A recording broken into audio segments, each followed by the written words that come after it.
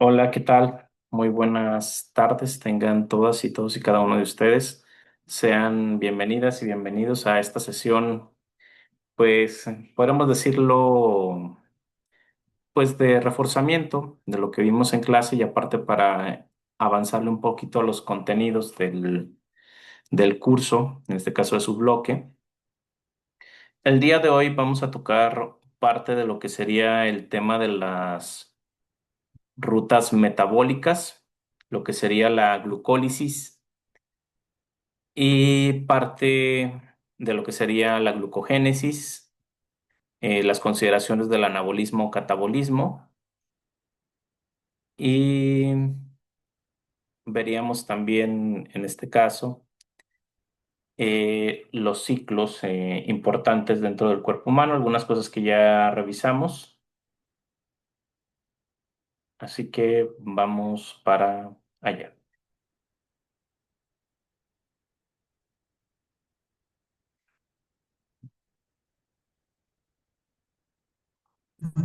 O nivel de alucinaciones. Para mí, la modificación corporal es una frase compuesta.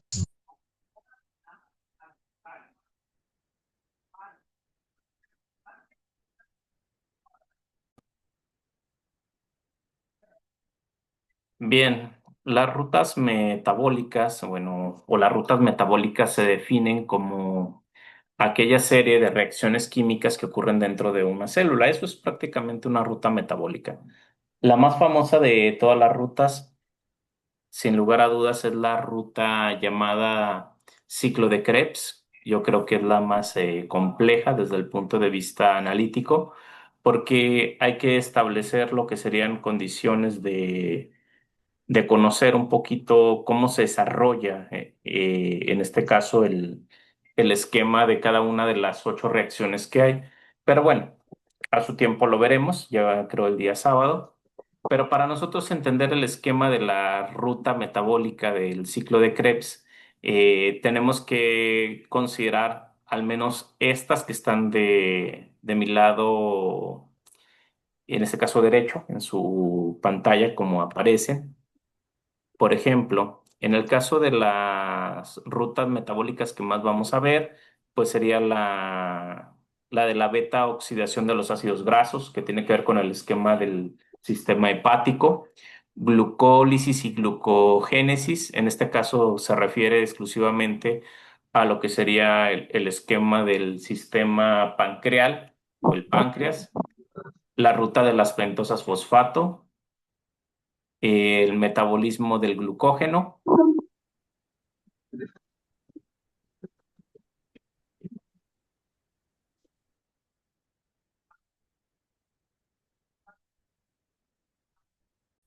Entonces, cada una de las rutas que nosotros podamos en un momento dado eh, trabajar, necesitamos entender dónde se aplican cada una de ellas. Más que aprendernos la ruta o en este caso las reacciones químicas, lo que nosotros debemos de saber es exclusivamente dónde intervienen o dónde se generan esas rutas.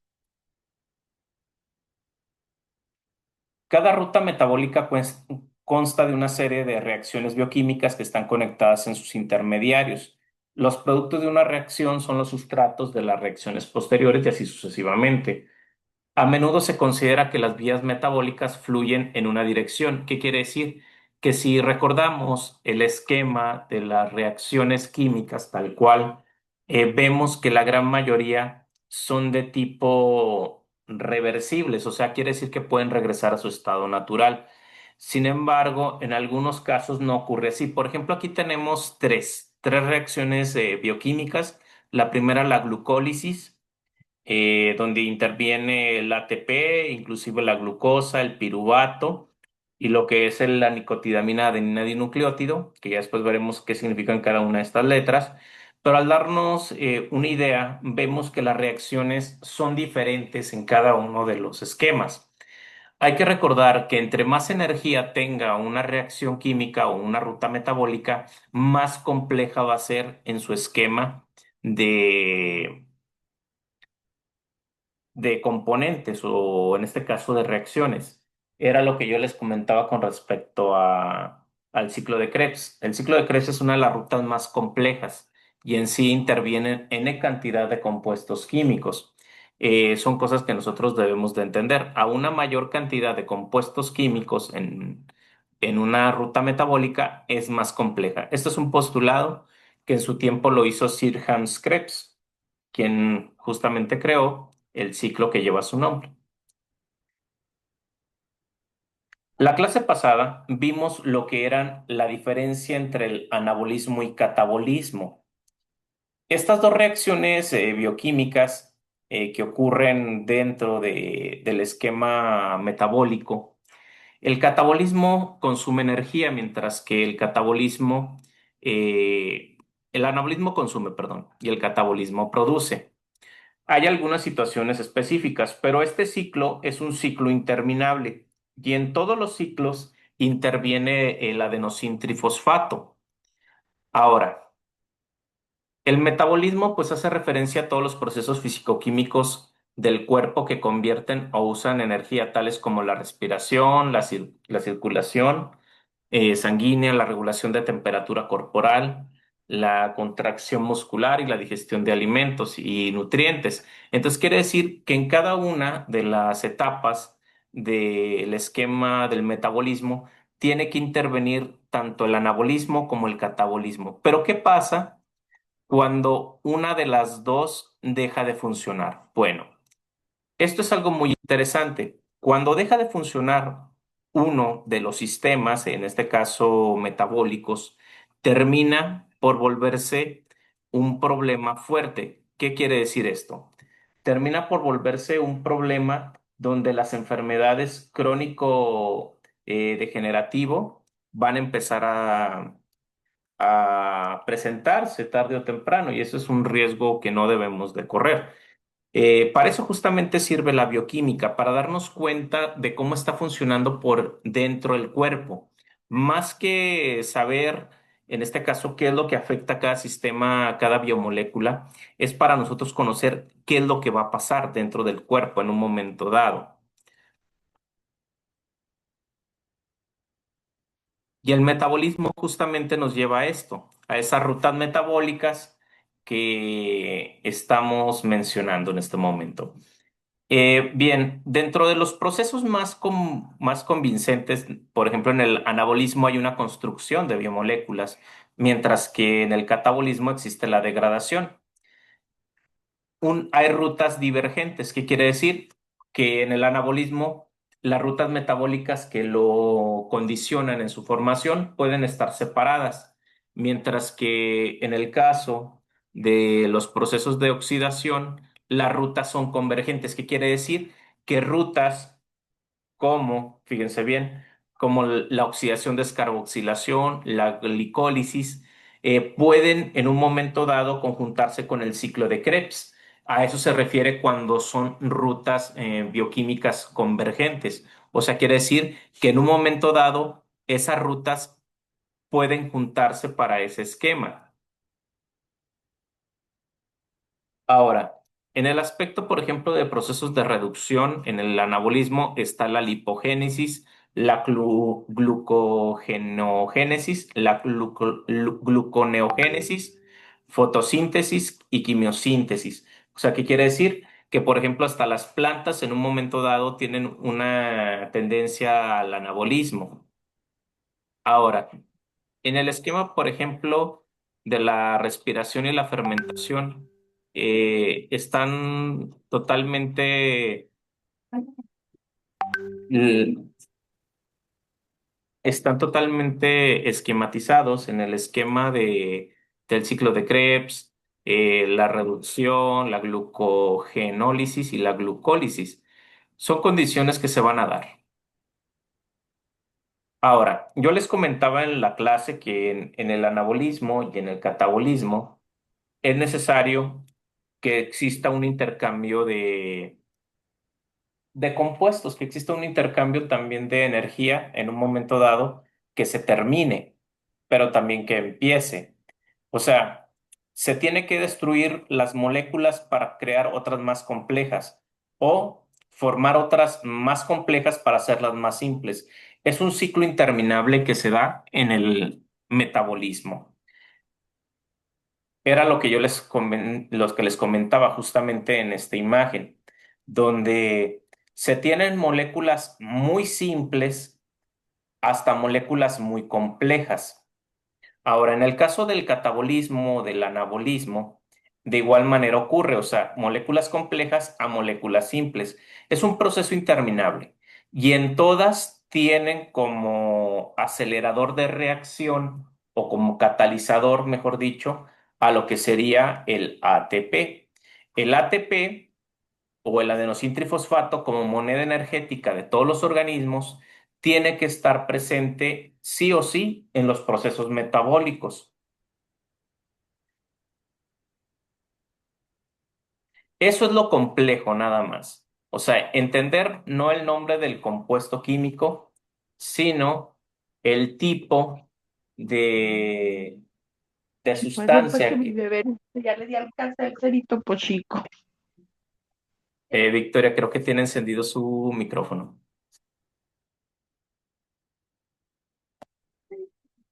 Gracias.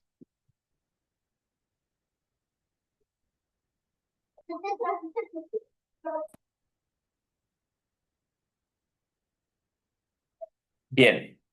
Si hacemos un análisis o vamos a una analogía tal cual, nos damos cuenta que en el caso del anabolismo o el catabolismo puede volverse limitado en un momento dado o puede volverse sumamente complicado que la energía pueda moverse.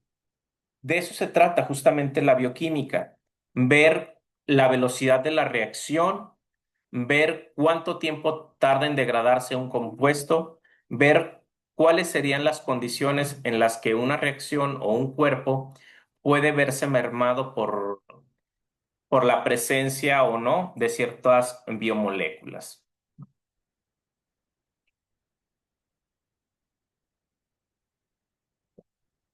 Dentro de las rutas metabólicas y su significado, tenemos, por ejemplo, estas cinco, que son las básicas para entenderlo. En primera instancia, tenemos a lo que sería el esquema de la glucólisis, la glucogénesis. Estas dos que están aquí, que les estoy mencionando, son exclusivamente procesos que están relacionados directamente con el sistema pancreal, porque al final de cuentas el páncreas es quien regula el aspecto de la proteína que regula la glucosa, exclusivamente el páncreas, ¿no?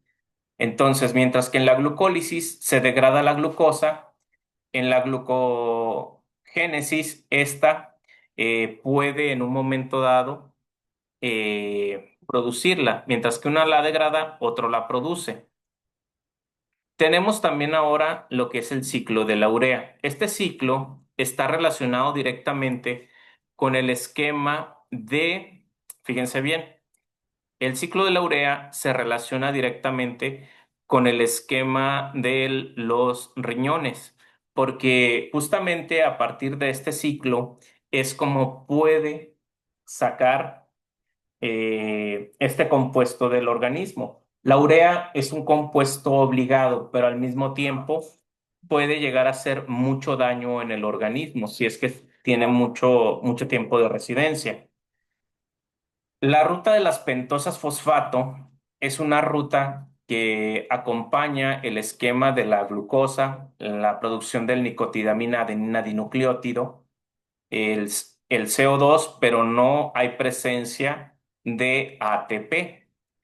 En el aspecto, por ejemplo, de la oxidación de los ácidos grasos, conduce a la generación de grandes cantidades de adenosintrifosfato mediante un proceso llamado beta-oxidación que divide unidades del acetilcoenzima A en un modo secuencial a partir de cadenas de acilgraso. Bueno, ahorita a lo mejor sé que no me entienden qué se refiere el acetilcoenzima A, pero esta ruta es la base para poder entender el esquema del ciclo de Krebs, que lo vamos a ver más adelante. Estas 5 rutas son las básicas para poder entender la fisiología de algunos de los órganos en el cuerpo humano.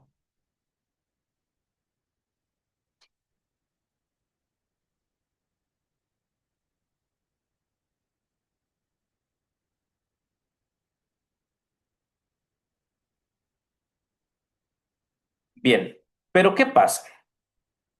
Hay una serie de enfermedades que al final de cuentas nosotros las podemos empeorar. ¿A qué me refiero con esto? Bueno, las personas que sufren enfermedades metabólicas que, por ejemplo, van relacionadas con alteraciones endocrinas o con la cuestión de la enfermedad metabólica ósea o el estado hipercatabólico, podemos entender algo, que interviene el esquema de la acidosis. La acidosis es una condición en la cual la gran mayoría de los cuerpos tienen la tendencia a cuestiones cancerígenas.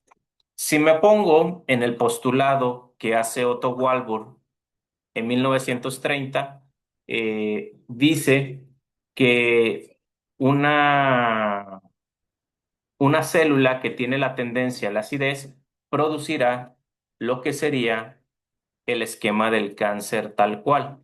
Ahora, en los años recientes se han encontrado una serie de enfermedades como eh, la poca densidad ósea, el esquema también de la enfermedad crónica, como lo que es la osteoporosis o el mismo cáncer de huesos, se da justamente por esas condiciones. Una presencia de una acidosis tal cual. Ahora, la epigenética está tomando una importancia sumamente considerable.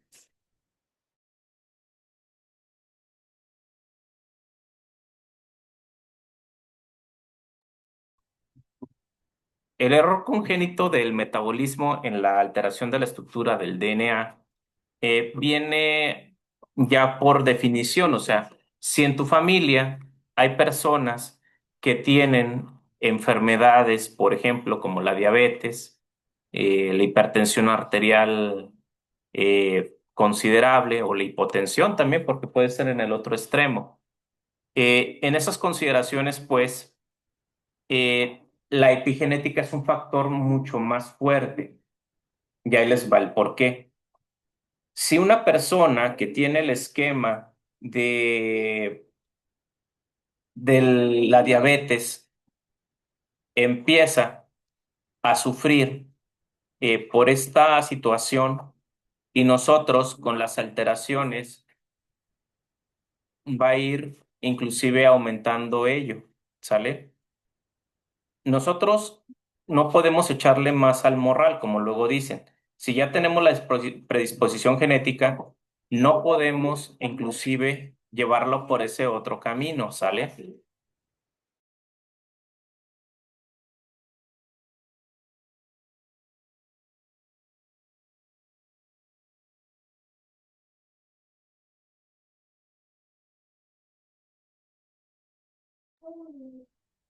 Bien, para entenderlo, primero, para que venga un error congénito en el metabolismo, primero tiene que estar presente lo siguiente. En primera instancia, debe de haber esto, una alteración en la estructura del DNA o del ácido desoxirribonucleico. Posteriormente, esa alteración en la estructura viene en una alteración de la estructura, pero en la función de una proteína. Al final de cuentas, nuestro cuerpo es eso. Son reacciones metabólicas a partir de aminoácidos. Y esos aminoácidos que a veces pareciera no son tan importantes, cumplen una función específica dentro del cuerpo. Y cuando uno de ellos falla, los errores en este caso genéticos, pasan a la siguiente generación. Ejemplo, el esquema, por ejemplo, de todo lo que es endocrino o todo lo que es, en este caso, tiene que ver con este sistema. Y finalmente viene la alteración de las funciones de las células y los órganos. Es como, por ejemplo, cuando decimos, bueno, en mi familia, pues hay problemas de hipertensión. Y pues yo soy joven, o sea, yo no fumo, yo no bebo, no tengo cuestiones de sobrepeso, sí, pero la genética juega un papel importante. Ahora, otra situación que puede representar riesgo. Como les digo, si la afectación es multisistémica o hay alguien en la familia que lo sufre y lo hereda a la siguiente generación, ese malestar o ese mal, nosotros lo podemos incrementar, ya sea por nuestros malos hábitos, ya sea inclusive por nuestro estilo de vida, que siempre por lo regular tiende al desorden o a la entropía.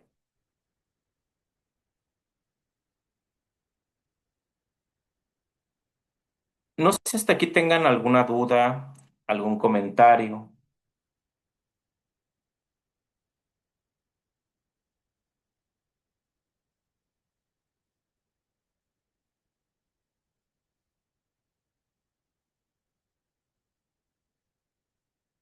Bueno, entonces continuamos.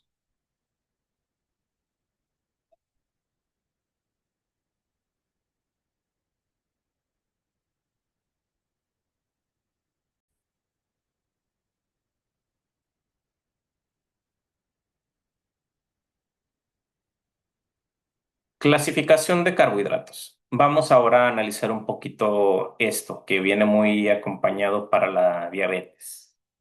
En la clasificación de los carbohidratos, nosotros debemos de entender que son primero los monosacáridos. Los monosacáridos son carbohidratos o moléculas de azúcar que tienen unos o varios nutrientes que se encuentran en alimentos y bebidas. Su cuerpo, en este caso, descompone los carbohidratos en glucosa. Para que se pueda dar, en este caso, una, bueno, un polisacárido, tiene que haber una sumatoria de estos que están aquí. Ahora, aquí vamos a hacer una pequeña analogía.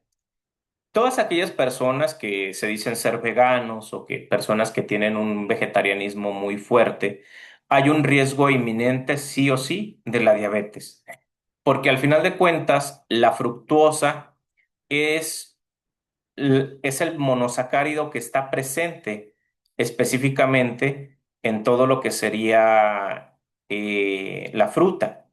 Entonces, es muy peligroso que o sea, que lleves una dieta basada solamente en verduras o frutas. Tú tienes que consumir un poco más variado. Por eso se dice también que los que son veganos tienen que ir con un nutriólogo. O sea, sí, pues eres vegano, vegano de closet, dicen algunos, ¿no? Porque si fueras vegano realmente cuidarías esos aspectos. O sea, al final tienes que obtener las proteínas de algún lugar. O sea, no hay nada saludable en ser 100% vegano. Al contrario, la fructosa a lo mejor no tendrás lípidos en la sangre, no tendrás en este caso, un esquema del ácido úrico elevado o inclusive el esquema de lípidos o de aminoácidos está totalmente bajo, pero lo que tienes por las nubes son los carbohidratos y obviamente arriba de 120 unidades pues ya hay un riesgo considerable o bueno, lo que serían 120 microgramos por decilitro, ahí ya empieza el esquema del riesgo. Ahora, ¿qué pasa con los otros extremos? Digamos que siempre has sido tú una persona que te ha gustado siempre la leche. Por ejemplo, quienes consumen en exceso leche también tienen un alto riesgo de el problema de la glucosa con respecto a la galactosa. Los bebés específicamente o las mamás que están en épocas de lactancia fuerte, un alto nivel de galactosa en el cuerpo que se produce sola, por el esquema tan solo del embarazo y ya posteriormente el amamante del niño puede venir descompensaciones o puede venir inclusive el aumento de la glucosa en la sangre, pero es por la presencia de la galactosa. Esto tampoco no lo podemos controlar. Sin embargo, es importante que bueno, en este caso durante y el post-embarazo, uno se cheque la glucosa, en este caso en las mujeres, para verificar que eso tampoco no haya afectado.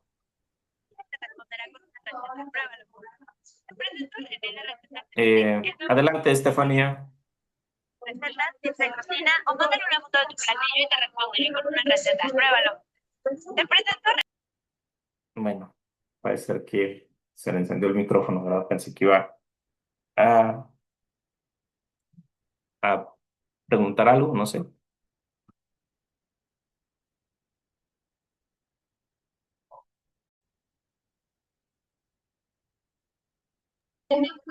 No, profe, me equivoqué.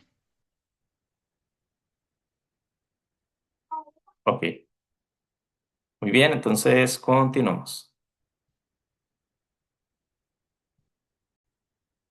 Les decía que en el caso de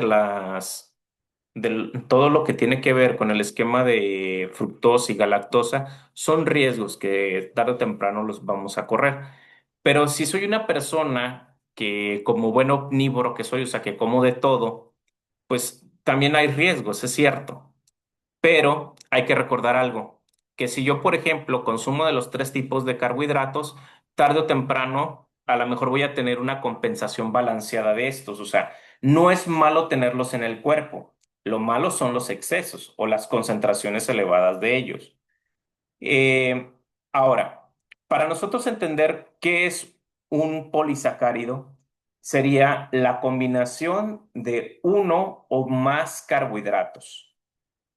Ahora, los carbohidratos tienen la estructura de ser así, de alto peso molecular. Por ejemplo, esta fórmula química que está aquí es exclusivamente de la glucosa, sería C6H12O6. Es de alto peso molecular. Todos los carbohidratos, aunque sean un monosacárido, tienen alto peso molecular. Esa es otra de sus características. Eh, Glucosa más fructosa me va a dar la sacarosa. Cuando ocurre la combinación de dos o más carbohidratos, se puede formar lo que se conoce como el enlace glucosídico.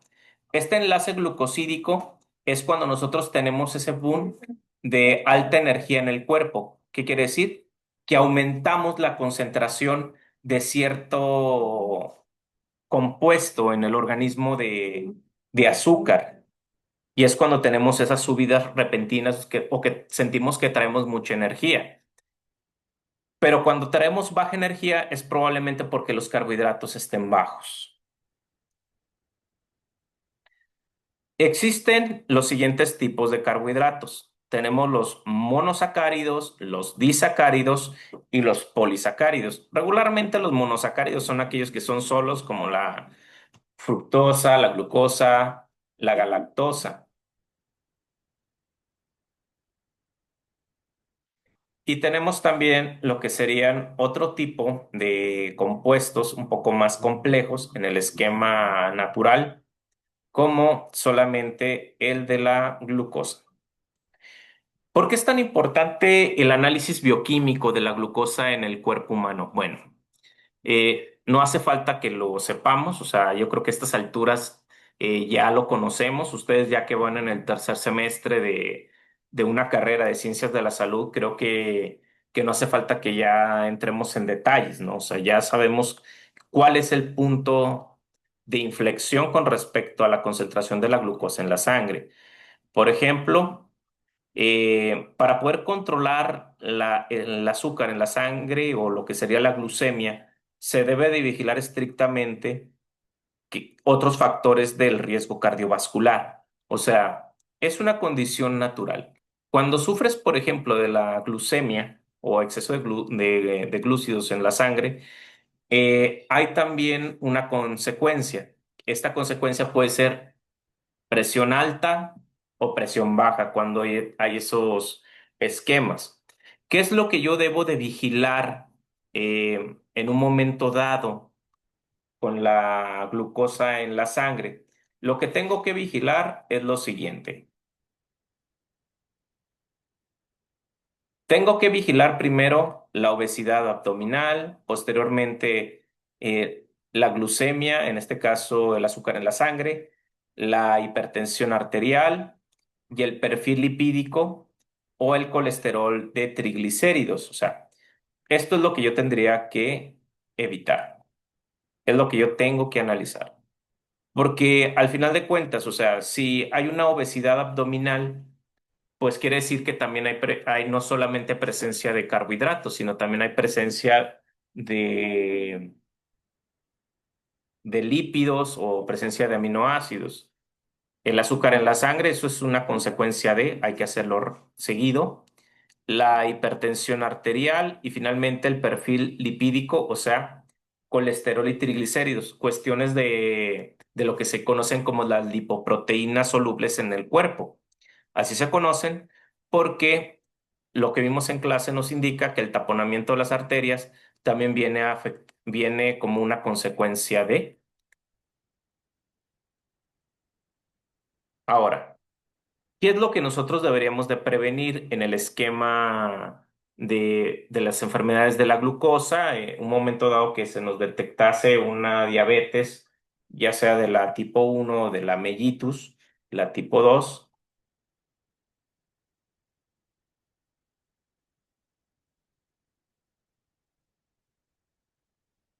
Primero, prevenir complicaciones como el accidente cerebrovascular, el famoso ictus, estarse checando constantemente el factor de ocular, la cuestión de la ceguera, checarse muy constantemente la cuestión del miocardio y la enfermedad coronaria como derivada de. Y finalmente el esquema que pocos o muchos no quisieran tener.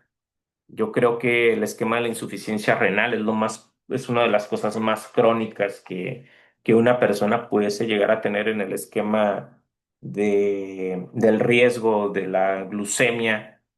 Y finalmente, enfermedades en las arterias, como en este caso las famosas lesiones necromantes o la amputación de algún miembro del cuerpo. O sea, eso es lo más complicado. Entonces, cuando se tiene un control exacto de todo este esquema, las personas, o hombres, mujeres, pueden tener una vida más adecuada en un momento dado y que pueda ir más allá y poder solamente controlar lo que a veces por carga genética viene. En nuestro país, de acuerdo a datos del Instituto Nacional de Salud Pública, el Instituto Subirán en México, el de Nutrición y Medicina, y también en conjunto con el Instituto de Investigaciones de la Salud de la Secretaría de Salud, de la Subsecretaría de Promoción de la Salud, se dice que en nuestro país eh, el 50% de las personas que sufren la diabetes vienen acarreando un esquema epigenético. ¿Qué quiere decir? Que las cuestiones genealógicas afectan a la próxima generación y se detonan con los malos hábitos. O sea, son cuestiones que se tienen que prevenir tarde o temprano. Bien, estamos llegando a los minutos finales de esta sesión. No sé si tengan alguna duda, algún comentario con respecto a antes de desconectarnos.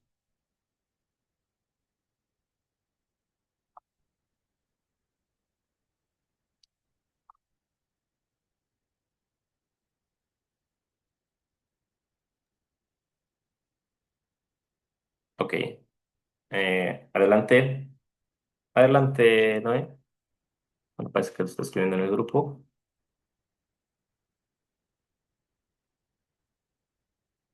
Ok. Sí, adelante. Ok, un hipertenso. Muy bien.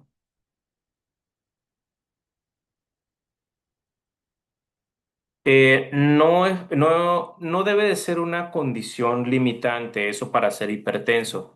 Hay que recordar que hay personas que a veces en el aspecto de las lipoproteínas solubles, en este caso colesterol o triglicéridos, una persona en esas condiciones, en este caso, también se dan en personas que no específicamente tienen problemas de obesidad o las famosas comorbilidades que se hace mención, ¿no?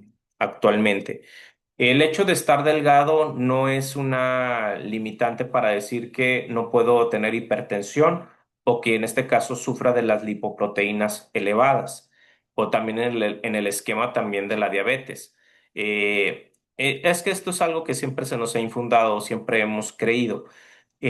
Yo siento más que nada que es un factor de que ya se debe descartar totalmente. O sea, una persona que no está obesa no significa que no pueda en un momento dado eh, sufrir de la enfermedad. Bueno, no me gusta decirlo así.